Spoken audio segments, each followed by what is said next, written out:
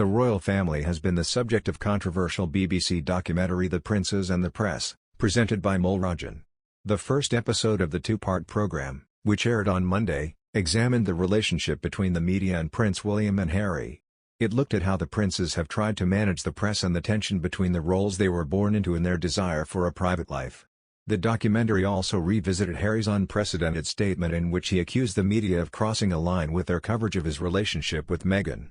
He claimed in an extraordinary 2016 statement that there had been racial undertones to the press coverage and feared for Meghan's safety. In the documentary, Sky News royal correspondent Rhiannon Mills recalled her surprise when the statement was first released. Ms. Mills said, "I was sitting at home, it was a weekday morning, and all of a sudden this statement drops in my inbox. And for a family who we always hear that mantra, never complain, never explain, this was extraordinary."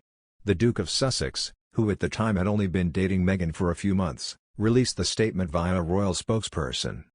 It was met with widespread surprise in the UK, due to its direct and outspoken language, a departure from the customary, terse royal communications. BBC royal correspondent Mr. Diamond said, "It was a hot tongue of flame, that statement, and that is not the way that a press advisor would have phrased anything. But Harry felt he wants to do it." The statement was also unique in its direct and public reference to the private life of a member of the monarchy. The statement claimed, "The past week has seen a line crossed.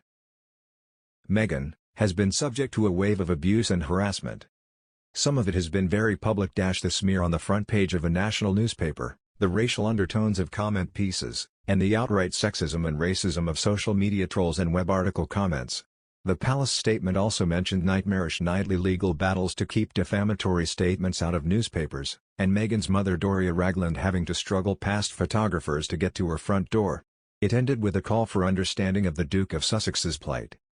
It read, "He has asked for this statement to be issued in the hopes that those in the press who have been driving this story can pause and reflect before any further damage is done. He knows that it is unusual to issue a statement like this, but hopes that fair-minded people will understand why he has felt it necessary to speak publicly." In 2020 the Sussexes quit the royal family, and a year later the couple were deeply critical of the British media in an infamous CBS interview with Oprah Winfrey. The rest of the firm have been in tension with the BBC since the release of The Princes and the Press, and in a rare move Buckingham Palace, Clarence House and Kensington Palace released a joint statement criticising the show.